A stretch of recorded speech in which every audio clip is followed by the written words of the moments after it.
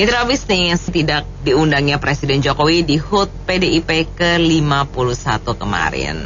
PDIP mengaku sengaja tidak mengundang beliau karena Presiden Jokowi memang ada kunjungan kerja ke luar negeri yang sudah dijadwalkan sebelumnya. Pada acara itu juga tidak ada rekaman pidato Presiden Jokowi yang biasanya dibuat dan diputarkan ketika ada satu acara penting. Namun Presiden berhalangan hadir secara langsung. Apa komentar Anda?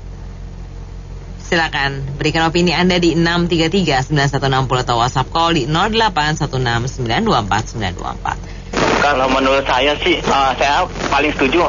Yang penting Pancasila lah. Kalau tanpa Pancasila Indonesia bisa pecah belah, itu nomor satu ya. Terus yang kedua, kalau masalah Ibu Mega dengan Pak Jokowi, kita kalau udah nggak cocok sama orang, kita undang juga percuma, nggak bakal datang. Itu juga bikin malu Ibu Mega.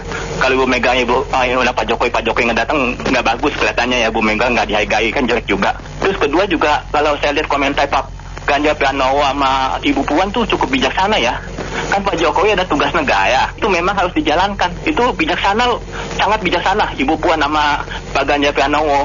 Jadi kalau saya bilang nih, sebaiknya media massa kita berharap pemilu ini bisa jalan damai, bisa terpilih presiden yang terbaik demi Indonesia lebih maju. Jadi yang kayak gini-gini janganlah. Baik pendukung Pak Jokowi dengan pendukung Pak Ganjar atau Ibu Megawati, jangan sampai konflik, itu jaga persatuannya. Terima kasih. Udah anaknya lo tinggi-tinggiin sekolahnya, jadiin bupati, mantunya lo sekolahin juga. Coba lo gimana kalau lo? Gimana coba rasanya ya?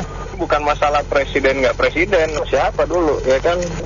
Setelah ini kan, setelah lo dinaikin kan baru lo jadi ya kan? Mungkin rakyat milih lo kan, tapi kali ini kita lihat aja coba ya. Dulu Mega pengen berdua-duaan sama Prabowo, akhirnya kalah juga ya kan? Coba kita lihat apa kata rakyat. Ya, saya dulu sebenarnya pendukung Jokowi.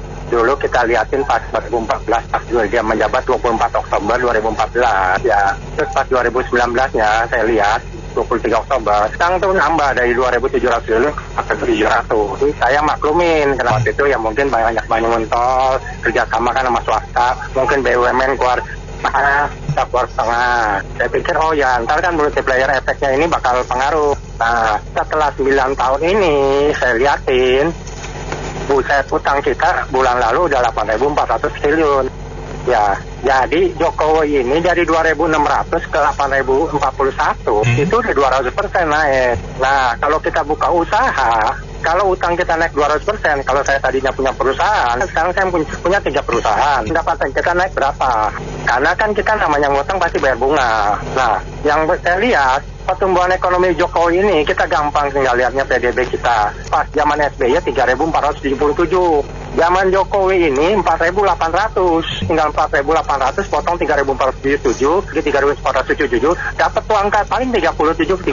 Nah, dibagi 9, 4% lebih. Nah, waktu saya bandingin zaman SBY, kalau saya lihat dari 2004 ke 2014 PDB kita itu dari 1.000 dolar ke 3.400, itu naiknya 240%. Jadi setahun naik 24%. Jokowi setahun naiknya cuma 4%. Ya bayangin, utangnya bengkaknya gila-gilaan. Yang ada yang diperus apa? Rakyat. Kenapa? Ini dia bilang pajaknya ditelus ini. Perluas wajib pajak. Kan kemarin juga pas debat presiden dia bilang mau rasio pajaknya mau jadi 23%. Itu udah mustahil lah Bang Samsul. Kita ngaca aja di Singapura. Ya kita lihat negara yang isinya korupsinya minim, semuanya bagus. Udah ada mustahil. Kalau kita cuma ngomong-ngomong doang, susah. Terus kemarin saya juga dengar Jokowi ya seminggu yang lalu pernah dengar, iya ibu-ibu maaf harga beras naik di Jawa Tengah dia ngomong. Angka kelahir kita 4 juta.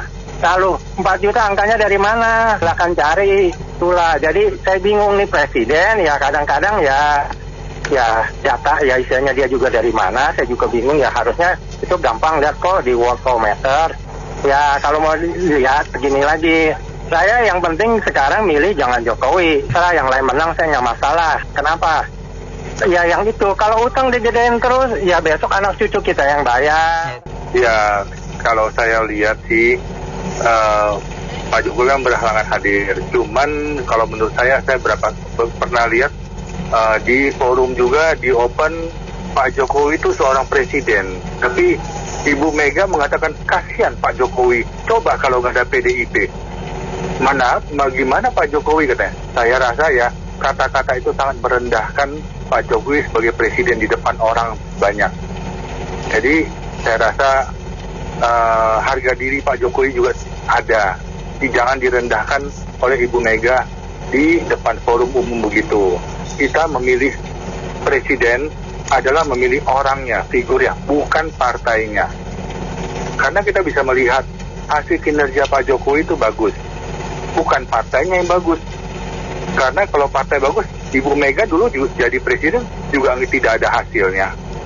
Tidak seperti Pak Jokowi berhasil seperti membangun infrastruktur segala macam. Kalau dari saya sih seperti itu. Jadi bukan partainya, tapi figur orang yang dipilih oleh rakyat. Terima kasih. Kalau kita lihat sih Pak Jokowi itu lebih nyaman di Partai Beringin. Karena Partai Beringin sifatnya terbuka. Siapa aja yang berprestasi bisa jadi ketua umum. Kalau dia di PDIP kan nggak mungkin jadi ketua umum. Ya kan, ada Puan, ada masih Megawati juga masih nyaman. Jadi ya menurut saya introspeksi diri lah. Megawati kalau bicara juga hati-hati. Pak Jokowi ya mungkin dia nggak datang malu, datang serba salah. Ya udahlah kita bikin acara di luar negeri aja, lebih nyaman kan ada alasannya gitu. Makasih. Saya pikir sih nggak diundang ibu tuh benar, daripada nanti Pak Presiden malu sama orang-orang. Kesatu, kedua, ibu kalau ngambil keputusan tuh hati-hati, teliti. Buktinya dulu dia ngambil Pak Jokowi jadi presiden tuh tepat banget. Tepat banget, dia nggak petik-petik bangga muda, nggak. Dia teliti banget. Cuman belakangan ya kekuasaan yang bermain, yang jadi nggak salah ibu. Saya pikir sih ibu teliti om, hati-hati.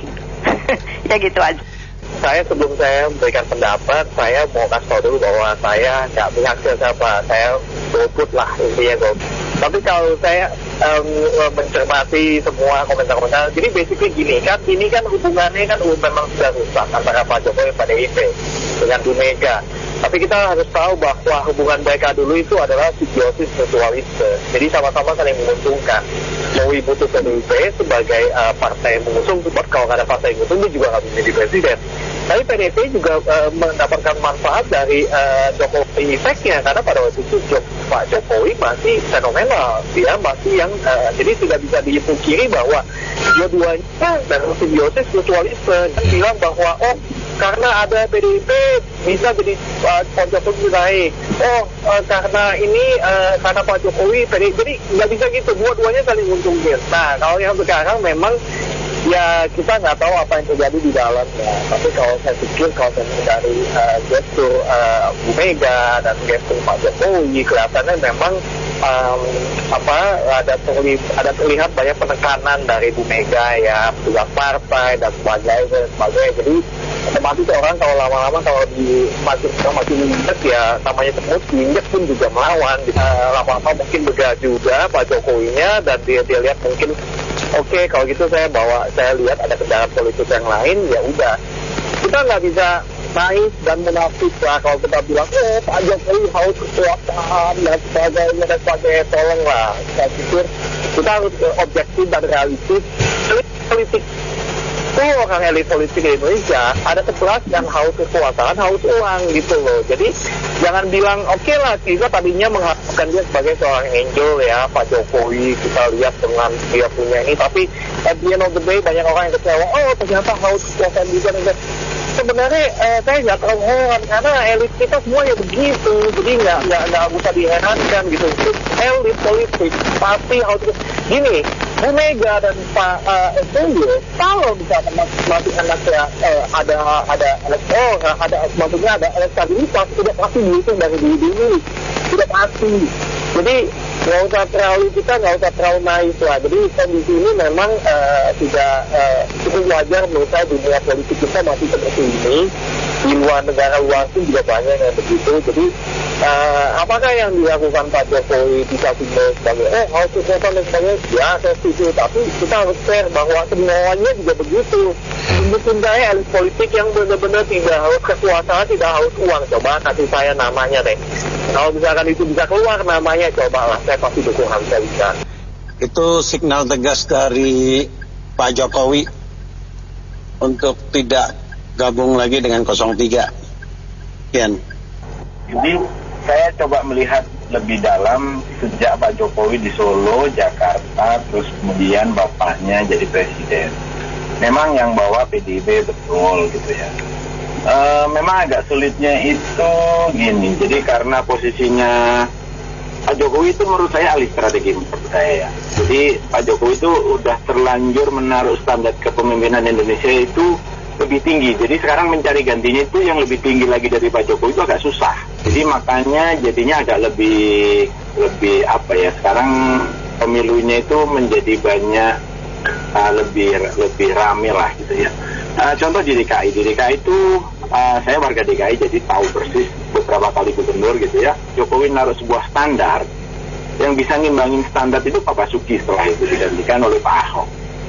Nah, Pak Ahok juga menaruh standarnya itu mirip atau ya mirip sama Pak Jokowi. Nah, begitu diganti, standarnya ini nggak ada yang lebih tinggi dari Pak Ahok. Jadi akhirnya itu kayak seperti mundur gitu. Nah, Indonesia itu begitu. Nah, Pak Jokowi saya lihat merasa tahu persis itu semua. Jadi bapaknya berstrategi bagaimana supaya apa yang dibina, apa yang dibentuk selama itu dilanjutkan gitu ya, supaya kita nggak mundur lagi.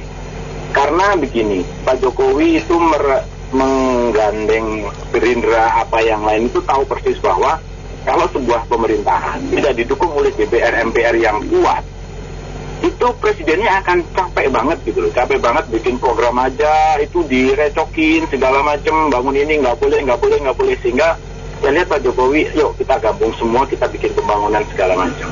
Nah, setelah Pak Jokowi harus lengser karena sudah 2 kali, Pak Jokowi coba meramu bikin itu semua gitu, sehingga saya yakin waktu Pak Prabowo dari dulu lawan menjadi kawan, itu ada komitmen begitu, entah itu dengan PDI, Gerindra atau apa yang kita nggak tahu, nggak diungkapkan gitu kan. Setelah ini ternyata harapan Pak Jokowi itu nggak disambut oleh beberapa pihak, akhirnya muncul kubu-kubu yang sekarang.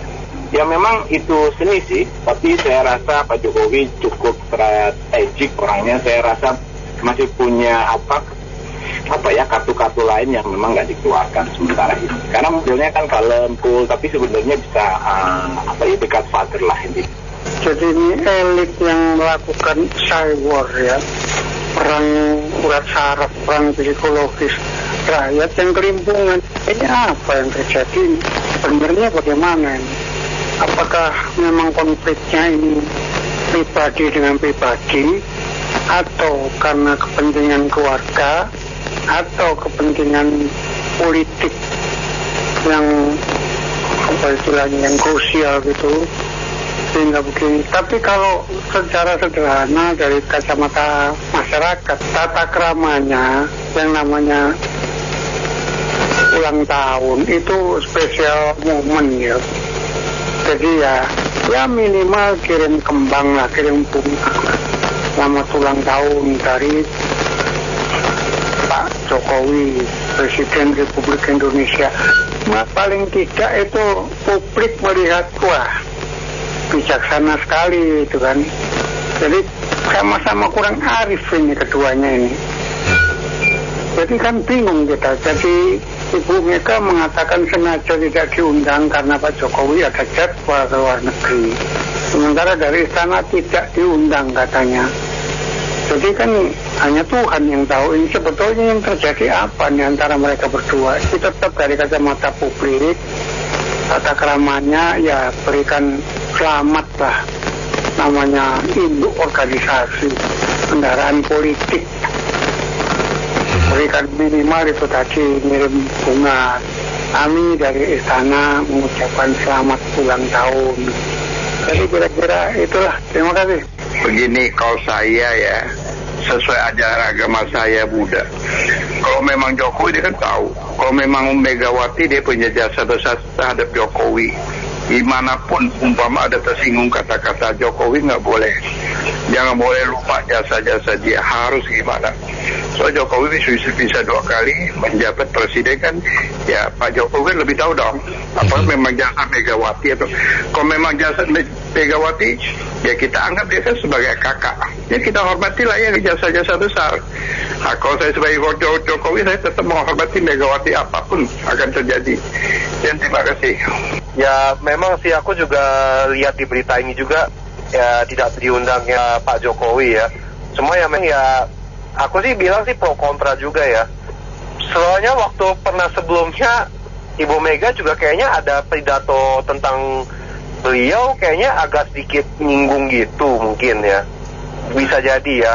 Kedua juga waktu saya lihat Pak Jokowi lagi mau kunjungan kerja ke negara mana, dia juga ubah dasi kuning. Awalnya dasi merah. Itu sih pasti sih sudah ada tanda juga. Cuman ya memang ya harusnya Pak Jokowi juga sebagai negarawan juga harusnya ya gimana ya. Ya kalau nggak hadir ya harusnya bisa diinfokan juga. Ya saya tahu juga memang tugas negara juga sangat penting sekali ya. Karena kan ya tadi saya dengar dia juga ke Filipina karena lagi ada kunjungan bilateral. Ya saya harap sih ya damai aja lah. Jangan ibaratnya ya satu sisi lain tuh kayak benci nggak benci gitu.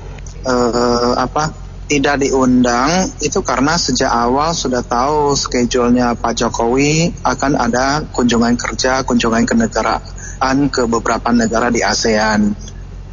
Sehingga menurut saya kalau sejak awal sudah tahu dan tidak dikirim surat undangan, memang sesuatu hal yang tidak perlu terlalu dibesar-besarkan.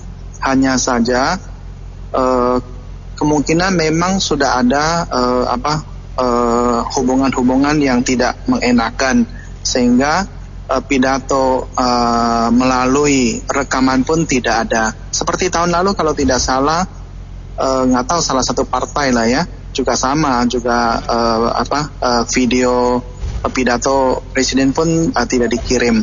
Jadi ini menunjukkan bahwa presiden juga memiliki sikap bahwa kalau misalnya sebagai pemimpin negara itu partai-partai ya jangan terlalu berlebihan untuk bersikap, atau inilah istilahnya itu ada kadang dalam perkataan atau perilaku itu kurang menunjukkan hormat kepada seorang presiden gitu. Namun dari hal ini saya berkesimpulan bahwa pemimpin negara Indonesia ini masih jiwa besarnya masih tidak terlalu besar ya. Semuanya memang harus introspeksi diri, meningkatkan diri, tapi jangan memperkeruh suasana ya kan, agar pemilu atau Indonesia itu tetap saja adem untuk kekompakan menuju ke pemilihan tanggal 14 Februari dan memilih pemimpin yang paling baik untuk kelanjutan pembangunan nasional Indonesia. Terima kasih. Ironisnya, walaupun tidak cocok dengan Presiden Jokowi, andai kata Presiden Jokowi itu dari Partai Golkar atau partai mana, dia tidak harus rasakan ada gesekan gitu. Harus dia memandang Presiden adalah berdiri di atas semua partai, di atas semua masyarakat Indonesia. Dia harus memandang, biar gimana pun juga dia itu Presiden yang berhasil di muka dunia dengan baik dan dipandang di negara-negara lain. Harusnya tetap diundang. Soal masalah datang atau tidak datang karena ada kunjungan tempat lain, itu persoalan kedua. Harusnya sih datang, karena tidak diundang menurut saya PDIP melakukan kesalahan besar. Banyak orang akhirnya tidak suka dan tidak suka kepada PDIP. Itu terima kasih. Saya sih mendukung ya sikap PDIP kalau tidak mengundang ini. Itu bagus sekali, dan apabila bisa Bapak Ibu anggota DPR RI PDIP mohon itu pencairan anggaran APBN untuk IKN, kan merupakan cita-cita Jokowi tuh. Nah itu di stop juga gitu. Jadi jangan nggak apa-apa sudah jadi undang-undang, tapi realisasi pengucuran dananya diberhentikan atau dipersulit. Tapi uangnya kemana? Uangnya bisa dialokasikan ke BPJS, harga listrik yang lebih murah, harga gas 3 kg, termasuk subsidi solar dan pertalite, supaya harga telur, terigu, tahu, tempe dan semuanya bisa turun, karena transportasi kan atau logistik merupakan komponen yang cukup dominan dalam harga sembako di Indonesia. Jadi nggak apa-apa Pak Jokowi mimpinya, tapi anggota DPRI dan Ibu Mega barangkali ya bisa juga menghentikan IKN sebagai mimpi Pak Jokowi gitu. Terima kasih. Baik, terima kasih Pak Ramli. Selanjutnya ada Pak Joko. Selamat malam. Iya, tapi kira sikap PT itu udah bener ya. Mengundang orang yang nggak mau datang gimana coba? Ini judulnya itu udah salah sih sebetulnya. Pak PDIP tidak mengundang Pak Jokowi. Pak Jokowi pergi ke luar kota udah digaung-gaungkan dari awal. Dan itu undanganmu kemana undangan? Seandainya Pak Jokowi datang mau ngapain coba? Dia sudah memihak anaknya sebagai calon presiden. Ya anaknya loh nih, calon presiden. Terus di PDIP mau ngapain? Ya mungkin jatuh apa di sana? Selamat Mas Ganjar, ayo, kan nggak lucu juga. Jadi sudahlah, itu nggak ada masalah. PDIP itu udah tepat itu tidak mengundang. Mengundang nggak datang kan nggak lucu juga. Nanti diundang nggak datang udah pasti tahu nggak akan datang kok. Sudah kuning, sudah kemarin di istana sudah mengundang pihak sana. Kan netralitasnya juga sudah nggak ada nih Pak Presiden ini. Semua orang padahal Pak Presiden itu harus netral, harus berdiri di atas semua partai. Tapi kalau hanya mengundang partai-partai diajak makan siang, makan pagi, makan malam tuh coba. Sekarang diundang nggak PDIP ke istana kemarin? Diundang nggak P3? Diundang nggak Perindo? Kan enggak. Gitu loh. Jadi sikapnya Pak Jokowi itu sudah jelas mendukung anaknya sendiri jadi presiden. Itu logis ya, nggak apa-apa maksudnya gitu loh. Tapi jangan dibawa PDIP itu sudah bagus itu, nggak mengundang buat apa mengundang untuk orang nggak datang? Kan lucu nanti akhirnya. Pak Jokowi juga mau ngapain coba? Pidato di tempatnya itu, selamat, ayo kita pilih kan ya aneh juga ya, tempat lah seperti ini udah bagus jadi masing-masing lah. Ya benar, jangan-jangan ntar kalau misalnya Pak Ganjar berjasa, ntar kalau misalnya udah nggak dipanggil lagi di acara, dibilangnya nggak berjasa lagi. Kan ini ada kemungkinan juga Pak Ganjar juga bisa kena gitu loh. Jadi menurut saya sih harus diperjelas. Itu aja, oke? Makasih. Sih wajar PDIP nggak mengundang Jokowi karena udah tamat lah itunya apa namanya hubungan udah tamat karena Jokowi juga udah menghindar dan Jokowi itu udah melenggang ke tempat lain ya, dia selalu ada di Partai Golkar, PSI itu udah DPN lah istilahnya kalau orang. Ya mau ngomong apa lagi karena memang Ganjar Jokowi itu udah nggak mau lagi di PDIP karena apa? Jokowi ini adalah bukan kader militan, dia hanya kader karbitan. Dia kader karbitan yang dia dipungut sama Megawati itu dulu waktu memperjuangkan dia itu berantem sama Kemas, dia jadi gubernur DKI, dia lawan Wibowo, ya itu jadinya disitulah akhirnya Topik Kemas kan ngalah sama Megawati karena Megawati itu sayang banget sama Jokowi. Tapi sekarang kacang lupa kulit. Pak Teddy apa yang ngomong itu katanya jangan ngomong tentang kebaikan dia nggak bisa, manusia itu harus mempunyai kacang nggak lupa kacang lupa kulit itu aja. Ya, makasih. Saya ingin menanggapi pendapat tadi yang salah satu ada menanggapi calon karbitan atau presiden menyinggung Pak Jokowi. Saya agak ketawa sedikit mendengarnya karena kalau Pak Jokowi itu karbitan, dia tidak akan menghasilkan apa-apa untuk negeri ini. Sekarang terbukti internasional mengakui dan kita pun rakyat merasakannya. Dan kita bisa melihat mana yang benar-benar patut menjadi presiden untuk negara kita yang mencintai dari Sabang sampai Merauke. Terima kasih. Boleh saya opini, saya nggak peduli itu. Soalnya saya orang wong cilik sih Bu. Kinerja Pak Jokowi saya dengar tadi diangkat-angkat sama ibu yang barusan bikin KTP apa, ngurus KTP baru aja saya susah banget di RT yang baru. Pemerintahan juga kan RTU. Ini waktunya mau pemilu, di data juga belum, undangan KPU juga belum masuk, bansos BLT saya orang tua udah nggak ada, miskinnya udah masih dari dulu makin parah. Itu postingan saya yang sampah saya masukin bantu negara 48 instansi saya bangun gedung instansi diperhatiin juga enggak. Jadi saya lihat Pak Jokowi juga bukan siapa-siapa. Orang PDI juga mungkin yang mengangkat atas nama Wong Cilik kemarin itu juga nggak ada apa-apanya tuh. Yang ada pengusaha sama kelompok golongannya itu juga yang diangkat-angkat orde baru yang paling baru sekarang ini. Nah, kalau diundang Pak Jokowi, ya dia juga malu lah datang. Itu perbuatan dia tuh macam-macam kan, kayak gimana ya? Kalau kayak maling tuh udah takut sendiri gitu.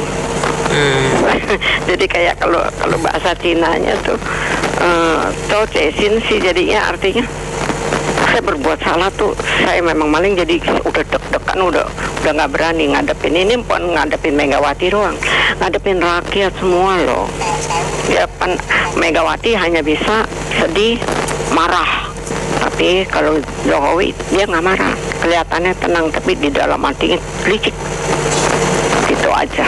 Memang banyak pendapat, tapi bagi saya mengerti mengapa Pak Jokowi yang approval ratingnya begitu tinggi dan sangat dihargai bahkan oleh pimpinan PDIP Bambang Pacul. Adalah sesuatu kesalahan besar kalau PDIP kehilangan Jokowi. Ya, Pak Jokowi itu inginnya menjaga persatuan Indonesia. Jangan sampai pemilu ini terbelah dengan cebong kampret. Dia ingin menyatukan antara Prabowo dan Ganjar. Tapi ternyata tidak bisa. Nah, sehingga Pak Prabowo yang pintar itu mengarahkan untuk mengambil Gibran. Karena dia tahu persis bahwa hadirnya Gibran itu akan mengangkat elektabilitasnya Prabowo. Dan itu terbukti betul. Sekarang ini begitu tingginya elektabilitas Prabowo, sehingga disangka bahwa dia bisa menang satu putaran. Nah, ini justru yang bermasalah adalah PDIP. PDIP itu marah, sehingga akan ada yang apa istilahnya di DPR itu membuat perlawanan kepada Jokowi. Ada yang sampai sedih sehingga masuk rumah sakit. Pak Hasto sampai menangis-menangis. Apa rakyat Indonesia itu 80% mencintai Jokowi. Tentu saja ada yang nggak suka dengan Jokowi. Seperti tadi pembicara sebelumnya. Tapi kalau saya pribadi, Pak Jokowi itu mengutamakan bangsa dan negara supaya tetap tenang. Nah itu, kan kelemahan PDIP misalnya ya, dia minta Ganjar sebagai petugas partai. Kedua, dia dengan arogannya minta jatah menteri harus paling banyak. Padahal itu semua seharusnya adalah otoritas dari presiden. Presiden itu di sini nomor 1 karena pemerintahan presidensial. Jadi tidak ada ketum partai di atasnya presiden. Itu saja. Milih presiden dan partainya juga berdasarkan presiden, bukan milih partai. Jadi partainya milih presiden, terbalik. Dan itu saya melihat kayaknya banyak ya kalau mau ngomong itu di debat juga ya, orang lain ya itu nggak bisa balas. Jadi ngomongin kasih penilaian, yang satu kasih penilaian ini, kasih penilaian itu juga nggak ada etika itu. Saya melihat kayaknya serangannya itu ngomongin orang terus. Jangan bilang orang lain itu harus baik, sementara dia sendiri nggak baik. Iya, saya komentarnya kalau terkait sama no data atau enggaknya itu kan kalau dari kalau saya sih setuju aja kalau tidak hadir, karena yang pertama kan kontraknya kan udah berakhir, namanya kan pejabat petugas partai, jadi kapan-kapan saja nggak datang kan, apalagi 2024 kan alurnya berbeda nih. Menurut Ibu Mega itu sudah nggak penting lagi untuk hadir di acara itu gitu. Karena mungkin dianggapnya mengkhianati, mungkin seperti itu. Itu aja. Kalau saya lihat ya, PDIP terlalu sombong. Mereka pikir Ibu Mega bilang dia sudah membesarkan Pak Jokowi. Kalau lihat prestasi Ibu Mega juga selama ini yang menganggap PDIP sudah besar, dia belum pernah jadi presiden atas pilihan rakyat kan. Dia jadi presiden sebentar juga dengan cara kudeta kan. Nah, kita lihat prestasinya dia. Dan Pak Jokowi memang tidak fokus di korupsi. Dan kita juga nggak tahu, partai PDIP kan berkuasa sekali. Dia yang nyetirnya Presiden Jokowi. Kalau kita lihat Presiden Jokowi itu mau kerja, kita harus menghargai itu. Bandara semua di mana-mana dibangun, tol dibangun, bendungan dibangun. Yang penting dia kerja. Nggak ada presiden di Indonesia selama ini yang mau bekerja seperti dia. Itu kita harus hargai, dan kemajuannya juga, dan dihormati di luar negeri. Ya mungkin prestasi belakangan dia ada yang tidak baik, ya kita juga harus menghargai itu. Indonesia mana mungkin bisa maju, bisa punya Freeport, punya segala. Kalau mungkin ada korupsi, lah PDIP juga kan berkuasa. Lah kalau dia korupsi, kenapa dia ngajuin untuk memiskinkan koruptor, tapi tidak disahin oleh DPR? Nah, kita kan harus bijaksana, penuh hikmat kalau menilai orang. Kinerja kita harus lihat, ya. Mungkin dia sekarang jelek punya, kita juga nggak tahu dia punya rencana apa. Yang penting kinerja dia baik, ya. Dan kita juga nggak tahu keadaan nantinya seperti apa, dan dia juga harusnya dihargai karena dunia aja menghargai dia. Kenapa Indonesia tidak menghargai dia? Ya itu aja sih. Ya, jadi ini jangan salah kaprah ya. PDIP kalau tidak mengundang, ya itu benar dengan jawabannya itu. Entah itu memang sudah diketahui dulu oleh presiden, namun presiden sengaja membuat jadwal kunjungan ke luar negeri, yaitu urusan beliau gitu loh. Tapi yang pasti dari drama-drama yang muncul belakangan ini itu sudah jelas terlihat bahwa antara Jokowi dan PDIP tuh istilahnya ya udah pisah ranjang lah. Gitu. Kan ada PSI itu sekarang, ada Golkar segala macam, mainannya baru presiden. Saya mau ingatkan, jadi ibaratnya kita berpolemik ini bahwa Jokowi ialah yang berjasa untuk membesarkan PDI.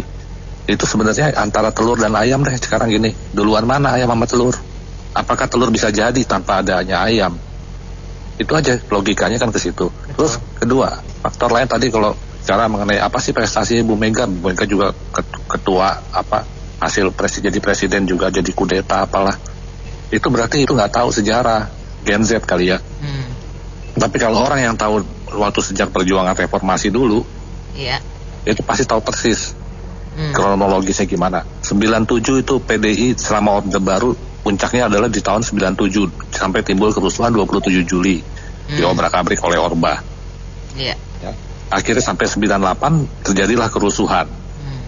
Karena mahasiswa, rakyat dan partai sudah bersatu padu, sehingga akhirnya lahirlah reformasi 99 itu, 98 itu melengsarkan Soeharto, 99 pemilu pertama pasca reformasi itu.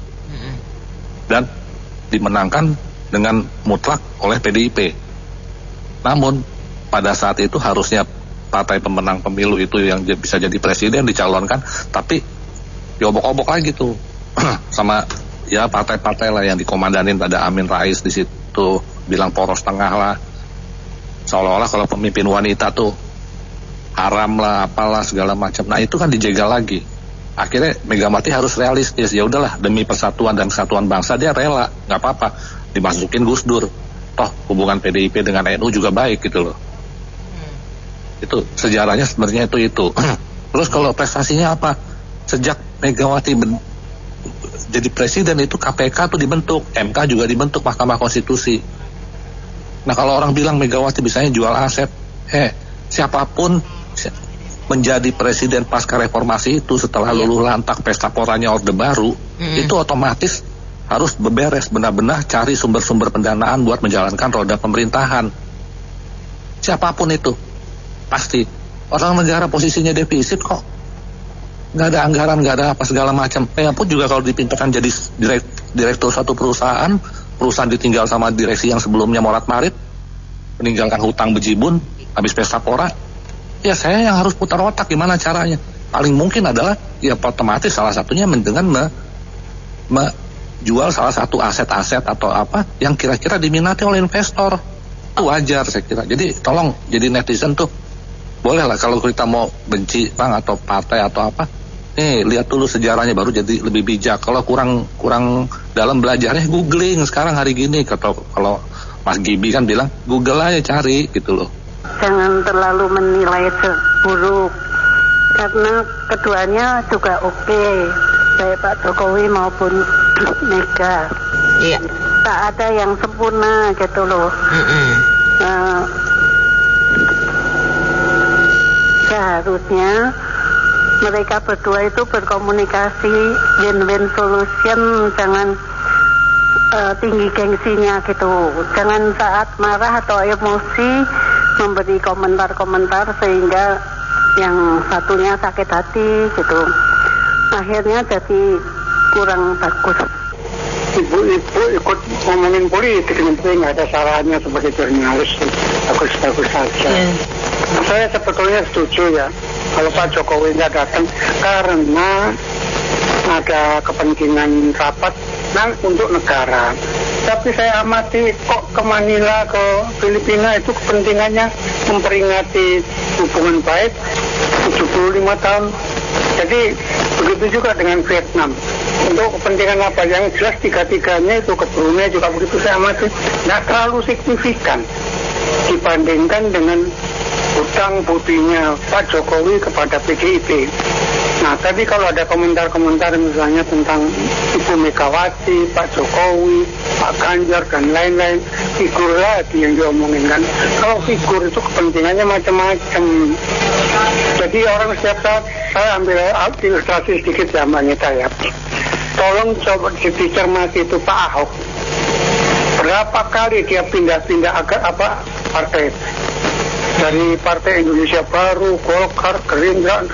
Kenapa sekarang berlaku terakhirnya ke PDIP? Apakah karena Megawati? Kan bukan. Tapi karena ideologi Pancasila, Ahok, Ruhut Sitompul. Nah, ada lagi pengacara populer sangat terkenal di Indonesia, Pak Todung Mulya Lubis. Ini bukan politisi, Pak Todung ini lawyer dia. Terus kalau yang dari jurnalis, budayawan, pemiliknya Harian Tempo. Tempo ini kan rivalnya Kompas pada zaman dulu. Terus. Bahkan Tempo itu lebih tajam. Namanya Pak Gunawan Muhammad. Dia bilang saya merasa dibohongi sama Pak Jokowi. Jadi seperti Gunawan Muhammad, saya pun dulu mendukung Pak Jokowi. Tapi terakhir sejak 2019 beliau menang, salah satu statementnya mengatakan, sekarang saya tidak punya beban. Nah, di sini barangkali mulainya. September 2019, terubah undang-undang KPK. Rusaklah akhirnya kan, karena salah satu pimpinannya itu Firly Bahuri dianulir sekarang kan. Padahal itu dari akademisi banyak yang sudah menolak waktu itu. Tadi gubris. Jadi memang sekarang berat ini situasinya. Kita nggak boleh diam. Minimal kita bersuara. Memang secara ideologi Pancasila seperti yang disampaikan Bung Tommy tadi, wah itu nggak boleh tergerus, nggak boleh tereduksi. Dia harus langgeng Pancasila di negeri ini. Jadi itu harus dijaga terus. Tapi sekarang yang barangkali Mbak Anita pasti ngikutin juga berita-berita di medsos. Bahkan di Jakarta kemarin mereka datang. Kelompok yang namanya Petisi 100 dari Bandung menghadap Pak Mahfud MD. Apa misi mereka? Impeachment. Ngeri kan kita kan? Kalau terjadi kerusuhan sosial kan siapa yang takut? Jadi minimal kita bersuara. Ayo kita pilih yang benar gitu. Jangan orang-orang antagonis dibiarkan berkuasa di negeri ini. Kita pilih yang protagonis. Terima kasih dan semua mitra bisnis yang sudah berpartisipasi dalam Businessman Opinion. Saya Anita Wijaya. Class FM.